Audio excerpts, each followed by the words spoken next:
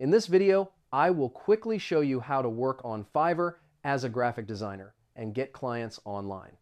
First, go to the Fiverr website and create a free account or sign in.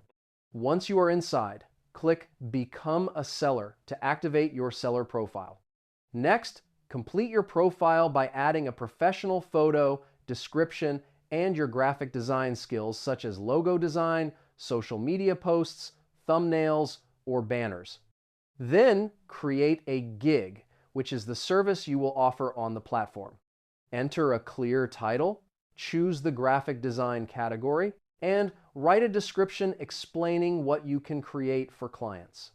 After that, set your price and upload images showing examples of your portfolio. Having a strong portfolio increases your chances of getting orders. After publishing the gig, it will be visible to clients searching for designers.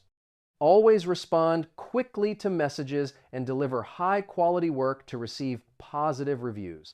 Over time, you can increase your prices and grow on the platform. And that's it. Now you know how to work on Fiverr as a graphic designer easily. Save this video so you can check it again later if needed.